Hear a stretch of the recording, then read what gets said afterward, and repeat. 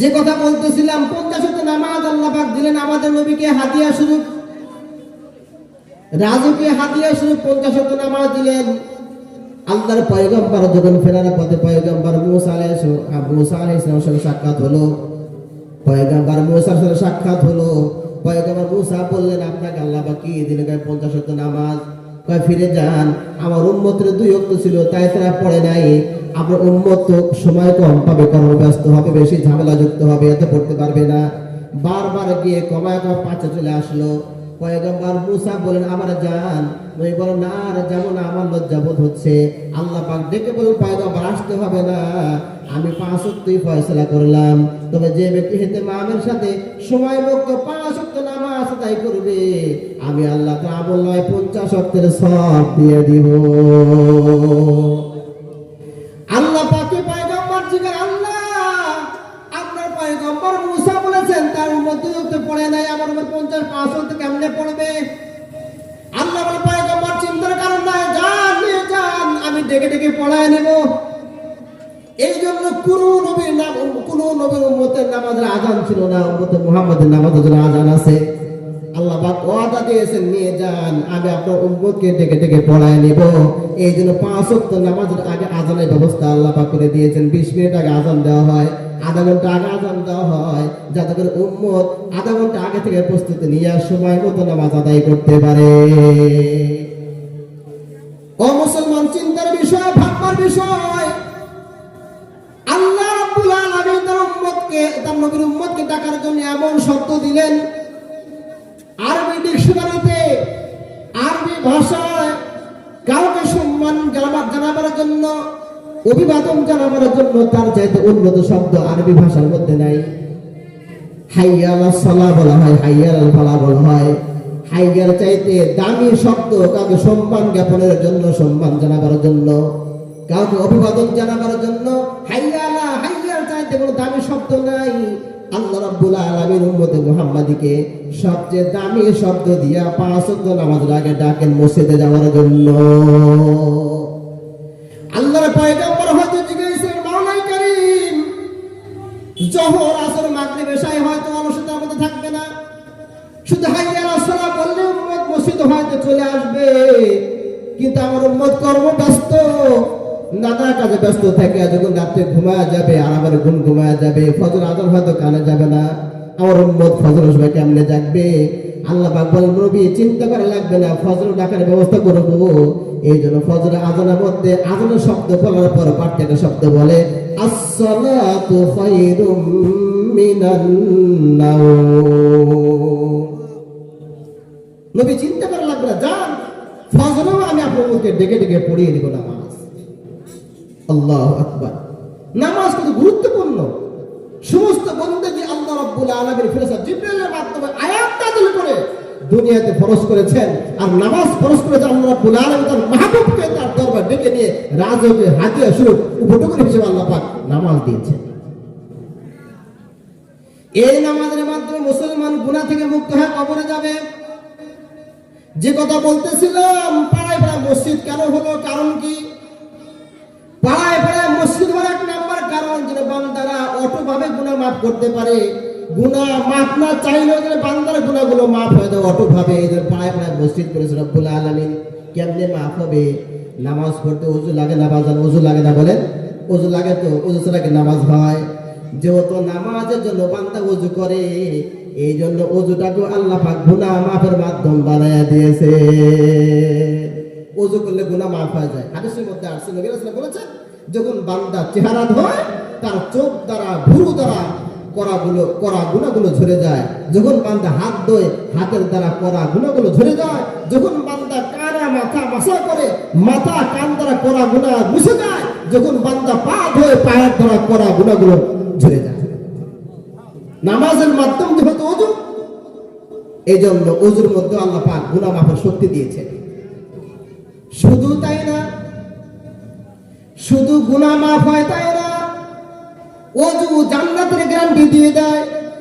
কিভাবে? যদি কোনো ব্যক্তি ওযু করার পরে আকাশের দিকে তাকায় বলে, আশহাদু আল্লা ইলাহা ইল্লাল্লাহু ওয়াহদাহু লা শারীকা লাহু ওয়া আশহাদু আন্না মুহাম্মাদান আবদুহু ওয়া রাসূলুহু, নবী বলেন, আমার উম্মতের মুখ দিয়া কালেমা এই দোয়া পড়তে দেরি হয়, জান্নাতের দুয়ার খুলতে মাওলা দেরি করেন না।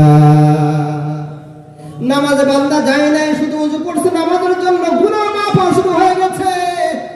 অঙ্গের গুনাহগুলো ঝরে গেল, হাতের গুনাহ ঝরে গেল, পায়ের গুনাহ ঝরে গেল, মাথার গুনাহ, কানের গুনাহ ঝরে গেল। শুধু গুনাহ ঝরে যে শেষ হয় নাই, বান্দা দোয়া পড়ছে, জান্নাত ওয়াজিব হয়ে গেছে। এরপরে বান্দা ওযু করে যখন মসজিদের দিকে রওনা দেয়, যখন মসজিদের দিকে বান্দা রওনা দেয়, বান্দারা এক কদম পালায় গুনাহ মাফ, আর এক কদমে নেকি লাগা হয়। এই জন্য রাসূল বলেছেন, তোমার নামাজ যখন শুরু হয়ে দৌড় দিও না, তোমার লস হয়ে যাবে। আস্তে যাও, যা পাও তা পড়ো, যা পাইবে না পরে কাজা করে নাও, দৌড় দিও না। দৌড় দিলে পায়ের সংখ্যা কম হবে। সাহাবায়ে কেরাম এই জন্য মসজিদ যাওয়ার সময় গোল গোল কদম ফেলতেন, জানতেন যত কদম হবে তত গুনাহ মাফ, তত নেকি হবে। আবার এক কদমে গুনাহ মাফ, আর এক কদমে নেকি, যত কদম ফেলবো তত আমার নেকি হবে। এই জন্য তারা ঘন ঘন কদম রাখতেন। বনু সালামার লোকেরা বলে, ইয়া রাসূলুল্লাহ, আমাদের বাড়ি অনেক দূরে, আসতে বড় কষ্ট হয়, অনুমতি দেন, আমরা একটু এসে মসজিদের কাছে বাসা করে থাকি। রাসূল বলেন, না, বনু সালামার লোকেরা কাছে আসার দরকার নাই, দূরে থেকে যাও, তোমাদের মসজিদে আসার সবগুলো কদম লেখা হয়, সব কদম লেখা হয়। ওই যে বলেছিলাম বাইতুল্লাহকে তওয়াফ করলে গুনাহ মাফ হয়, কিন্তু আমি করি বাইতুল্লাহ যেতে পারবো না, মসজিদে গেলে গুনাহ কেমনে মাফ হবে? আমি কি বাইতুল্লাহর মতো সওয়াব পাবো? আল্লাহ বলল, হ্যাঁ, বাইতুল্লাহর মতোই সওয়াব পাইবা। হাদিসের মধ্যে আসছে, যারা গরিব মানুষ বাইতুল্লাহ যেতে পারে না, যদি মসজিদে ওযু করে বাসার থেকে রওনা দেয়, নবী বলেন কেমন ইহরাম বেঁধে হজের দিকে রওনা দিয়ে দিল। ইহরাম বেঁধে হজের দিকে রওনা দিয়ে দিল, এবং সে কেবল নামাজই পড়তেছে।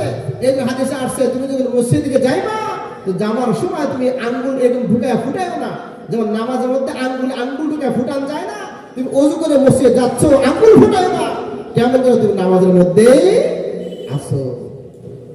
ইহরাম বেঁধে হজে যাওয়ার সওয়াব আল্লাহ পাক দিয়ে দেন। কেমন করে সে ইহরাম বেঁধে হজে রওনা দিয়ে দিল? কারণ আমাদের টাকা নাই, আমি তো ওই ঘরে যেতে পারবো না, ওই ঘরে শাখায় যাচ্ছি আমি।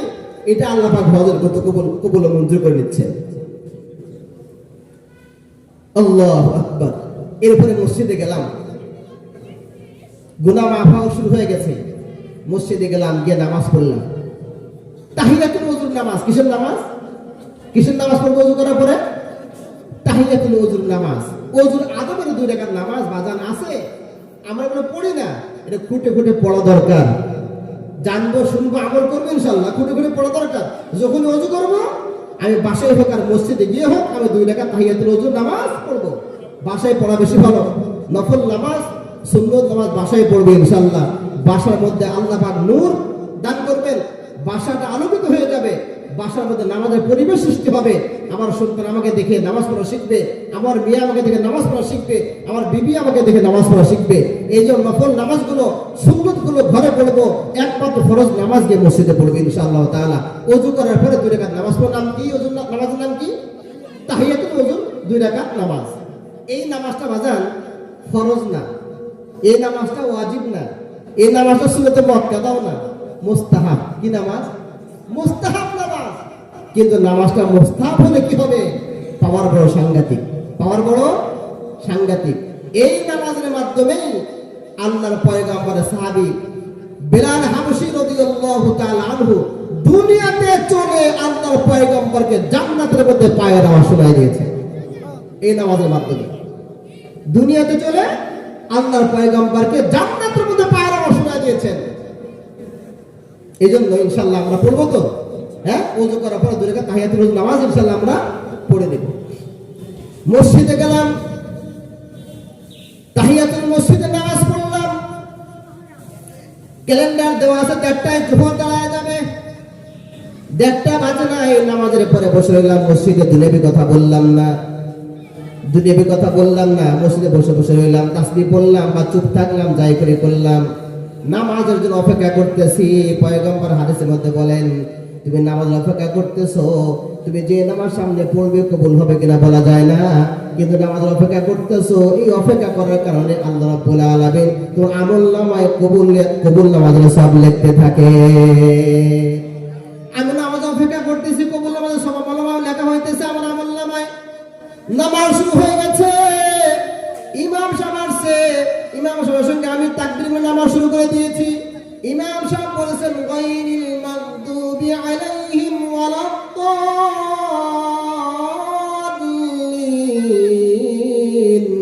ইমাম বলে মনে মনে আমিন, আমরা কই আমিন।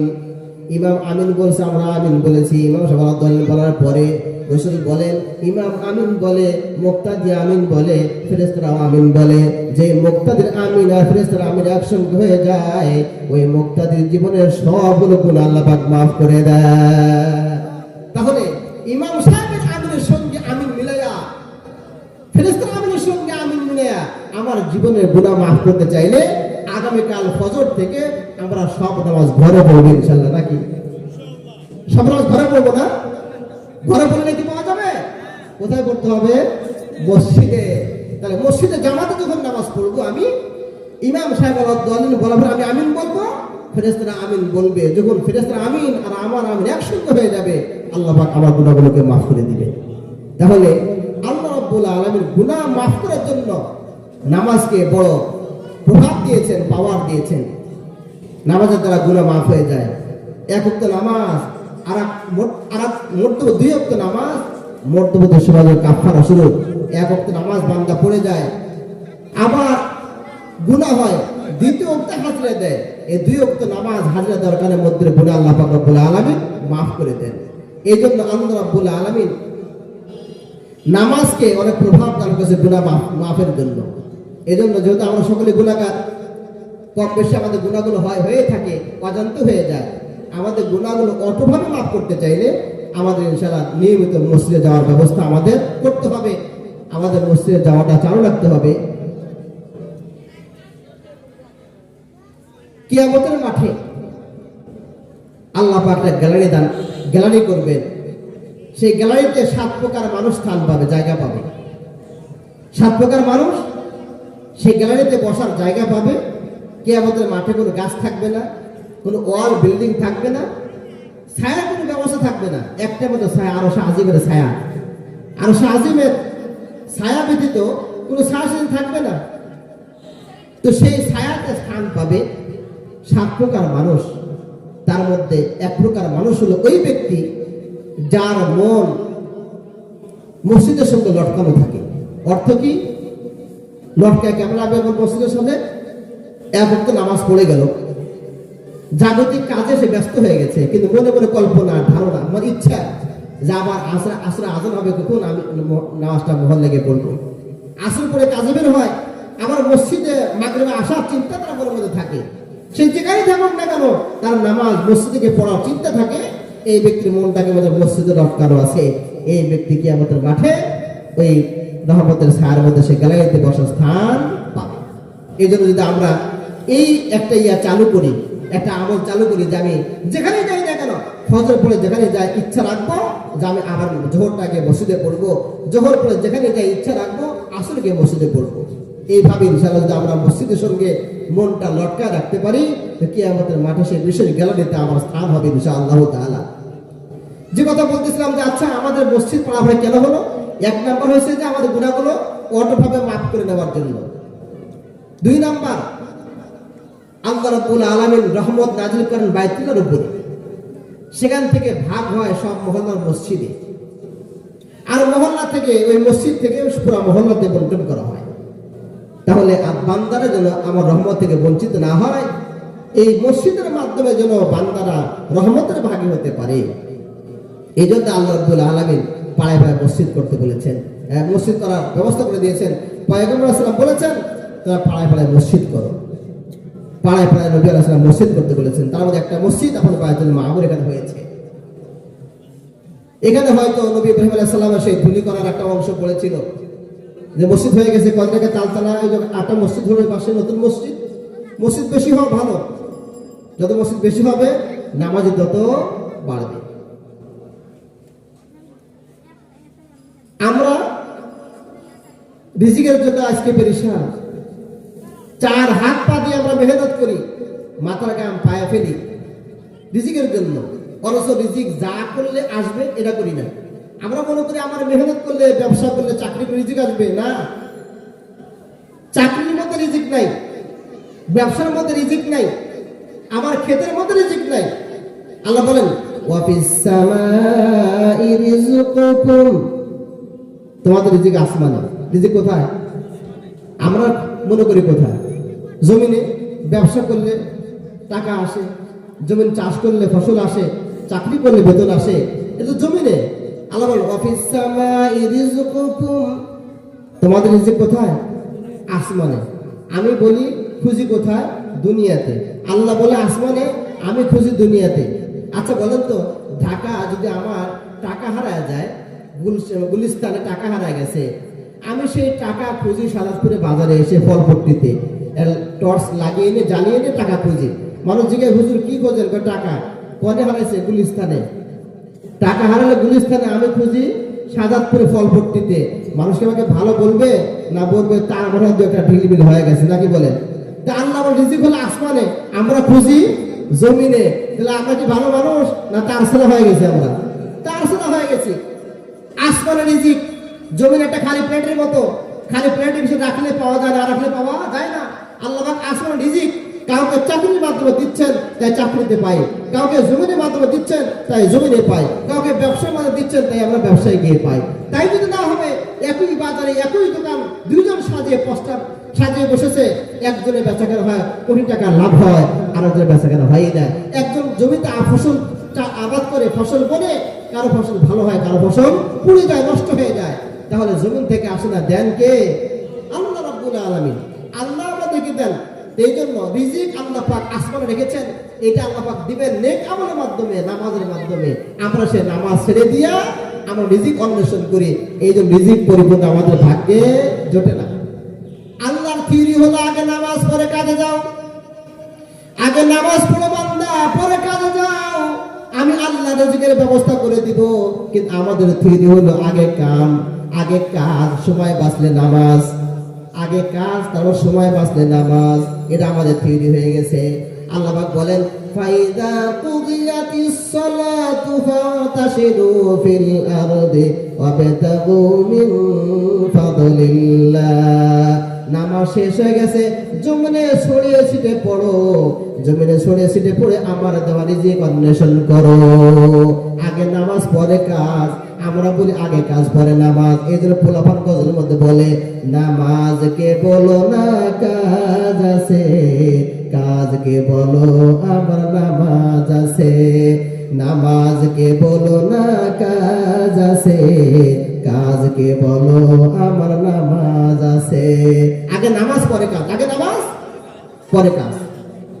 আমি নামাজ পড়ে কাজে যাব, আল্লাহ পাক জমিনে আমাকে বরকত দিবেন, ব্যবসায় বরকত দিবেন, আমার চাকরিতে বরকত দিবেন। এই জন্য যখন মসজিদ থেকে বের হয় কি দোয়া পড়ি? আল্লাহুম্মা ইন্নী আসআলুকা মিন ফাদলিক, ফাদল মানে রিজিক। আল্লাহুম্মা ইন্নী আসআলুকা মিন ফাদলিক, আল্লাহ আপনি বলেছিলেন নামাজ পড়ে কাজে যাও, নামাজ পড়লাম, কাজে বের হলাম, আপনি বরকতের ফয়সালা করে দেন। নামাজ পড়ে কাজে গেলে বরকত হবে। আজকে পরিবারগুলোতে বরকতের অভাব, আজকে সবগুলো পরিবারের অভাব, অভিযোগের অন্ত নাই, কিন্তু পরিবারের নামাজের খবর নাই। বেশি করে মেয়ে মহল নামাজ পড়ে না। আগের মুরব্বী মেয়ে দেখেছি আল্লাহু আকবার যখন আওয়াজ কানে আসতো, মার মাথায় কাপড় না থাকতো, মা কাপড় দিয়ে মাথা ঢাকতেন। আল্লাহু আকবার বলেছে, আল্লাহ সবচেয়ে বড়, তার চেয়ে বড় কেউ নাই, তার বিধান সবচেয়ে বড়। আল্লাহর বিধান হলো মাথা ঢেকে রাখা, তাই মায়েরা মাথা ঢাকতেন। আজকের মেয়েরা জানে না, আজান করতে হয়ে যায়, মাথা ঢাকা দূরের কথা, আজান করতে হয়, মেয়েরা জানে না। আজকে সংসার অভাব, মেয়ের নামাজের বদৌলতে অভাব আল্লাহ পাক দূর করে দিতেন, কিন্তু মেয়ের নামাজ পড়ে না। হাদিস শরীফে আসছে যে ঘরের মেয়েরা আজান হওয়ার সঙ্গে সঙ্গে যায় নামাজ বিছায়া নামাজে দাঁড়ায় যায়, ওই ঘরের মেয়েদের নামাজ দাঁড়াইতে দেরি হয়, মাওলা বরকতের দুয়ার বলতে দেরি করেন না। এই জন্য নিজে নামাজ পড়বো, ইনশাআল্লাহ মা বোনদেরকে নামাজের কথা বলবো, আমার ঘর নামাজের পরিবেশ যেন সৃষ্টি হয়, নিজেকে নামাজে ইহতেমাম করে পরিবারের সবাইকে নামাজের কথা বলতে হবে ইনশাআল্লাহ তাআলা। নামাজের মাধ্যমে আল্লাহ রাব্বুল আলামিন আপনার অভাবগুলো দূর করে দেবেন।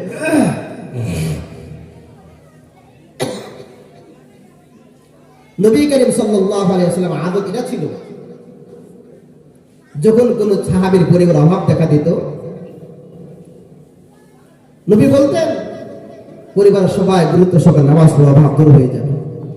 খোদ নবী আলাইহিস সালামের পরিবারও যদি কোনো অভাব অনটন দেখা যেত, নামাজের প্রতি যত্নবান হতেন, সবাইকে নামাজ ইহতিমামের সাথে পড়তে বলতেন, অভাব দূর হয়ে যাবে একথা বলতেন। নামাজের মাধ্যমে অভাব আল্লাহ পাক দূর করে দেন। এই জন্য ইনশাল্লাহ অভাব অনটন দূর করার জন্য আমরা নামাজ পড়বো ইনশাল্লাহ। হ্যাঁ, নামাজ পড়বো ইনশাল্লাহ। ইনশাআল্লাহ এখন যদি আমরা নামাজ না পড়ি, জামাতে নামাজ পড়লে কি লাভ তা বললাম। জামাতে নামাজ পড়লে আমিন একসঙ্গে হওয়ার কারণে আল্লাহ গুনাহ মাফ করবেন। যদি জামাতে নামাজ না পড়ি, একাও নামাজ পড়লাম না, নামাজ না পড়লে কি ক্ষতিটা, নামাজ না পড়লে কি ক্ষতিটা, ক্ষতিটা আমরা বলি ইনশাআল্লাহ, একটু শুনে নিই।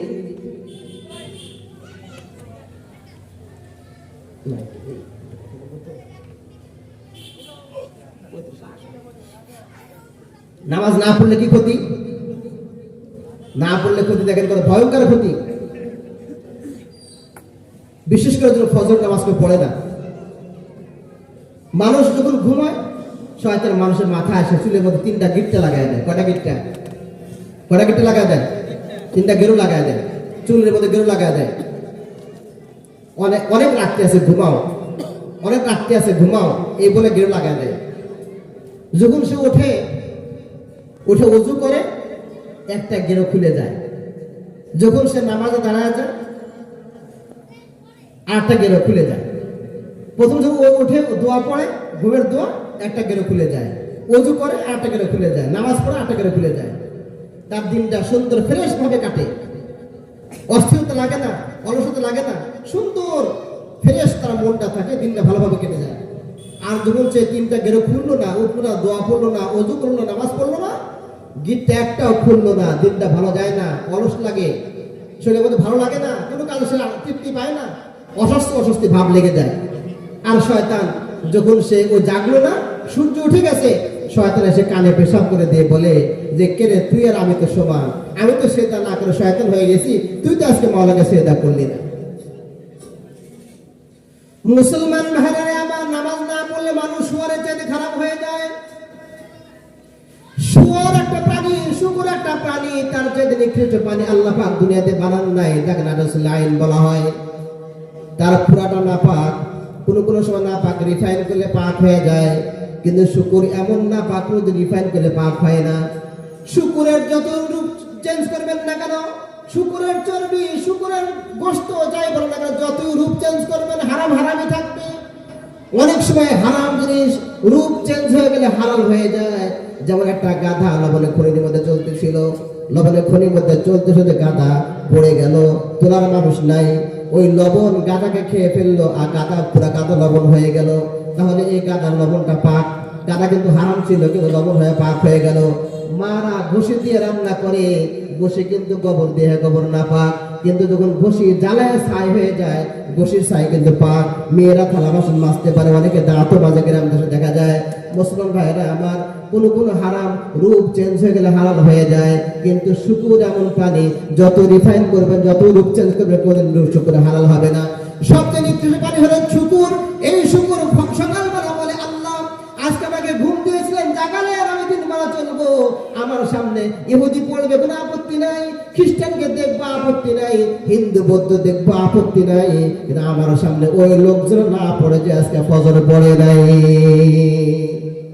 আজকে ফজর যে পড়েছে আমার সঙ্গে যেন না পড়ে, সামনে যেন না পড়ে, ফজর যে পড়ে না, শুকুরের চাই তো লোকটা খারাপ হয় না, শুকুর তাকে দেখতে চায় না, কুকুর তাকে দেখতে চায় না। শুধু তাই না ভাইরা আমার, আর একটা কথা আমরা শুনে নিই, হাদিস শরীফে আসছে নাফরমানি করলে ওই মাটি আল্লাহকে দরখাস্ত করে, আল্লাহ আপনার বান্দা নাফরমানি করছে, অনুমতি দেন আমি একটু ভিতরে ঢুকাই নি।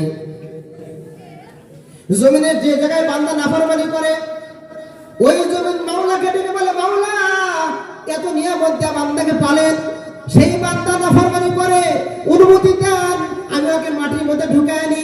যখন বান্দা ফজরে পড়ে না, কেন চেয়ে দেবো নাফরমানি কি হতে পারে, ওই জায়গার মাটি বুঝি বলে, আল্লাহ অনুমতি দেন খাটটা সহ আমি ওকে মাটির মধ্যে ঢুকাই নি।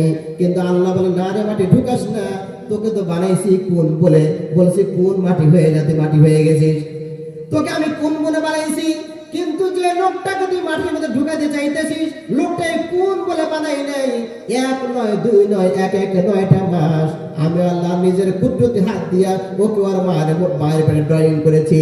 কুদরতি হাত দিয়া 9টা মাস ওরে মায়ের পেটে আমি ড্রয়িং করেছি। ফেরেশতারা নাক লাগাইছে, আমি তাকায় দেখছি সঠিকভাবে লাগাইছে কি লাগাইলো কিনা। ফেরেশতার চোখ লাগাইছে, দেখছি সঠিকভাবে লাগাইলো কিনা। ফেরেশতা হাত লাগাইছে, তাকায় দেখছি লাগাইছে কিনা সঠিকভাবে। এত উন্নত করে যত্ন করে 9 মাস ড্রয়িং করে আমি ওকে বানালাম। তুই ওকে গারাত করিস না, একটু সুযোগ দিয়ে দেখ জোহর পড়ে কিনা। আবার জোহর পড়ে না, আবার আবেদন করে, দেখ তো আসর পড়ে কিনা। আসর পড়ে না, আবার আবেদন হয়তো হয়, দেখ তো মাগরিব পড়ে কিনা। মাগরিব পড়ে না, আবার হয়তো আবেদন হয়, দেখ তো এসা পড়ে কিনা। এবার ফজর পর্যন্ত যায়, যখন ফজর পড়ে না মাটি বলে আল্লাহ 5 ওয়াক্ত বললো না, গারাত করা যায় নাকি? আল্লাহ বলে না, দেখ আগামী জুমাতে হাজিরা দেও, হেদায়েত পাওয়া যায় কিনা। কত সুযোগ আল্লাহ পাক আমাদেরকে দেন। এই জন্য নামাজ না পড়া প্রথমে নাফরমানি, আর নাফরমানি যে করে ওই জায়গার মাটি আবেদন করে আমাকে ডেবে দেওয়ার, দুনিয়া থেকে জীবনের মধ্যে গারাত করার জন্য আবেদন করে। কিন্তু আল্লাহ পাক মেহেরবান দয়ালু, এই জন্য আল্লাহ পাক আমাকে গারাত করেন না। এই জন্য আমাকে ফজর পড়তে হবে, ইনশাআল্লাহ পড়তে হবে। তো ফজর আর আসর দুই ওয়াক্ত নামাজ গুরুত্বপূর্ণ। রাসূল বলেছেন যারা দুই ঠান্ডার সময় নামাজ পড়ে আল্লাহ পাক তাদেরকে জান্নাতে ফয়সালা করে দেন। দুই ঠান্ডার সময় কোনটা? ফজর আর আসর। কেন? এই দুই সময় ফেরেশতাদের শিফটিং যে ব্যবস্থা, এটা চেঞ্জ হয় ফজর এবং আসরে। ফজরের সময় রাতের ফেরেশতা যায় আর দিনের ফেরেশতা আসে। যারা গেল আল্লাহ জিগায় আমার বান্দাদের কেমন রেখে আসলে? কয় তারাকতুহুম ইউসাল্লুন, তারা ছেড়ে আসছি নামাজ পড়তে দেখে আসছি। যারা আসে তারা বলে কেমন কেমন পাইলাম বান্দাদেরকে, তারা বলে ওয়াজাদতুহুম ইউসাল্লুন, পেয়েছি তারা নামাজ পড়তেছে। যারা গেল তারা নামাজের সাক্ষী দেয়, যারা আসলো তারা নামাজের সাক্ষী দেয়, ফজর দেয়, আসর দেয়। এই যে হাদিস শরীফের মধ্যে আসছে যারা দুই ঠান্ডার সময় নামাজ পড়ে আল্লাহ পাক তার জান্নাতের ফয়সালা করে দেয়। এই জন্য ইনশাআল্লাহ 5 তো নামাজ গুরুত্ব সহকারে পড়বো ইনশাআল্লাহ, বিশেষ করে ফজর এবং আসর গুরুত্ব সহকারে পড়বো। আল্লাহ পাক তৌফিক দান করে। এখন ওয়াজ শুনে তো আরো হুজুররা ওয়াজ করবেন, হুজুর আসতেছেন, হয়তো ওয়াজ শুনে মনে হচ্ছে যে নামাজ পড়া দরকার, কিন্তু না, আজকে না, আগামী শুক্রবার থেকে একবার শুরু করবো না। ভাঙ্গা সপ্তাহ যাই কয়েকদিন নাকি বলেন? এমনকি মনে আসে না বাজান ধর্মীয় কাজে দেরি করা যাবে না, ধর্মীয় কাজে দেরি করা যাবে না। ধর্মীয় কাজে তাড়াতাড়ি করতে বলা হয়েছে। যখন তুমি নিয়ত করবে কাজটা করে ফেলো, নিয়ত করলে কাজটা তুমি করে ফেলো, দেরি করা যাবে না। বাজান আপনি আমার হায়াতের রশিদ আর 65টা বাকি আছে, আমরা কেউ জানি কি জানি না। যে কোনো মুহূর্তে আমার হাত শেষ হয়ে যেতে পারে। একটা ঘটনা বলে শেষ করবো, হুজুর আসতেছেন, একটা ঘটনা বলবো। এক লোক স্বপ্ন দেখে, শুনবেন তো ঘটনা? শুনবেন তো? হুজুর এসে যাচ্ছেন। এক লোক স্বপ্নে দেখে তাকে একটা বাঘ তাড়া করছে। কে তাড়া করছে? বাঘে তাড়া করছে। বাঘের সময় থেকে বাঁচার জন্য সামনের দিকে দৌড়াইতে একটা গর্ত পাইছে। খুব ভালো লাগলো যে গর্ত যদি পাইছি, গর্তে ঝাঁপ দিলে বাঘ তারা তো বড় গর্তে নামবে না, বাঘ থেকে বেঁচে যাব। কিন্তু গর্তের কিনারে তাকায় দেখে গর্তের মধ্যে দুটা বিষাক্ত সাপ ফনা করে আছে। তো ওখানে তো আমি ঝাঁপ দিলে, ওখানে পড়লে তো আমাকে সাপে সবল দিবে। এখন পিছিয়ে বাঘ আমাকে তাড়া করে, ওইদিকে গর্তের সাপ। হঠাৎ দেখে একটা রশি গর্তে ঝুলতেছে। উনি বললেন গর্তের মধ্যে লাফ দিলেন আর রশি ধরলেন, রশি ধরে ঝুলতেছিলেন। বাঘ থেকে বেঁচে গেলেন, বাঘ আক্রমণ করতে পারলো না। গর্তের নিচে গেলেন না, রশি ধরে থাকলেন, সাপে তাকে সবল দিতে পারতেছে না। দেখে যে রশির সাথে মৌমাছির চাক লেগেছে। মৌমাছি চাক বসিয়েছে, চাক থেকে পুরা চাকে মধু ভরা, ফোটা ফোটা করে খাঁটি মধু, একদম পিওর মধু পড়তেছে। উনি হাতে চোখ ধরে এই মধুগুলো খাচ্ছেন। এই মধুর স্বাদে, মধু খাওয়ার আনন্দে পিছে বাঘের কথা ভুলে গেছে, গর্তের সাপের কথা ভুলে গেছে। একটু পর দেখে একটা কালো ইঁদুর, একটা সাদা ইঁদুর এসে এই রশিগুলো সুতা কাটতেছে। একটা কালো ইঁদুর একটা সুতা কেটে যায়, পরে আবার সাদা ইঁদুর এসে একটা কাটে, আবার কালোটা এসে একটা কাটে, সাদাটা এসে কাটে, এইভাবে কাটতেছে। একটা সুতা বাকি আছে, দেখে একটা ইঁদুর, কালো ইঁদুর বা সাদা ইঁদুর সে কেটে দিচ্ছে। তো পড়ে যাচ্ছে নিচের দিকে, ইতিমধ্যে সে ঘুম থেকে জেগে গেছে। জিজ্ঞাসা যে হুজুর এই স্বপ্নের ব্যাখ্যা কি? হুজুর বললেন দেখো, তুমি যে দেখেছো বাঘ তোমাকে তাড়া করছে, বাঘ হলো মালাকুল মউত। বাঘকে আমাদের সকলে পিছে মালাকুল মউত আমাদেরকে তাড়া করতেছে, আমাকে হাঁকাইতেছে সামনের দিকে। আমি যেদিন মায়ের পেট থেকে জমিনে পা রেখেছি ওদিন থেকে আমার পরকালে যাত্রা শুরু হয়ে গেছে। মালাকুল মউত আমাকে তাড়া করতেছে, আমাকে কবর থেকে নিয়ে যাচ্ছে। আমি আগাতেছি কবরের দিকে, যে গর্ত গর্ত হলো কবর। বুঝে বুঝলাম গর্ত কবর, পিছে মালাকুল মউত হলো ভাগ। তো সাপটা তোমার বদামন, বুঝে বুঝলাম রশিটা রশি তোমার হায়াত। এই হায়াতের কারণে তোমাকে মালাকুল মউত ধরতে পারে না, সাপও সুবল দিতে কবরে পারে না। বুঝে তাও বুঝে আসলো মৌমাছির চাক, সেখানে মধু, দুনিয়ার ভোগ বিলাস, দুনিয়ার ভোগ বিলাস। মধু খাবার আনন্দে যেমন দুনিয়ার সাপের কথা ভুলে গেলে গর্তে, আর পিছে বাঘের কথা ভুলে গেলাম, তেমনি আমার দুনিয়ার ভোগ বিলাসের পিছে পড়ে আমার মৃত্যু আছে সামনে কবর, আমি এগুলো ভুলে গেছি। বুঝলাম সাদা হইতে কালো হইতো, সাদা হইতে হলো দিন আর কালো হইতে হলো রাত। একটা করে দিন পার হয়, আমার হায়াতের রশির 1 সুতা কমে। একটা রাত পাই দেয়, আমার হায়াতের সুতার রশির 1 সুতা কমে। ও বাজান, আমার দুনিয়াতে আসার পর থেকে আজ পর্যন্ত কত রাত পাই হয়েছে, কত দিন পাই হয়েছে, কত কালো ইঁদুর আমার হায়াতের রশি সুতা কেটেছে, কত সাদা ইঁদুর আমার হায়াতের রশি সুতা কেটেছে। কে জানে আমার হায়াতের রশির সুতার কয়টা আছে? হতে পারে আজকে একটাই সুতা আছে, আজকের কালো ইঁদুর একটা কাটবে, কাল সকালে আমার নাম হয়ে যাবে লাশ। বাজান, এই জন্য ধর্মীয় কায়দারি করতে নাই।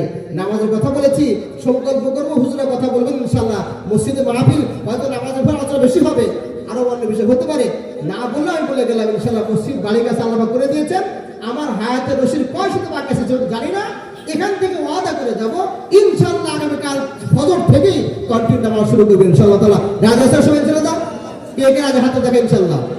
আল্লাহ আপনার বান্দারা ওয়াদা করেছেন নিয়মিত নামাজ পড়বে, আমার তৌফিক দান করে যে বান্দা ওয়াদা রক্ষা করতে পারে। আল্লাহ রাব্বুল আলামিনের কাছে এই দোয়া করি, আল্লাহ পাক আমাদের সকলকে যেন সময় মতো গুরুত্ব সহকারে এই ইমামের সাথে নামাজ পড়ার তৌফিক দান করেন। এই কথা বলে আমার বক্তব্য শেষ করছি। ওয়া আখিরু দাওয়ানা আলহামদুলিল্লাহি রাব্বিল আলামিন।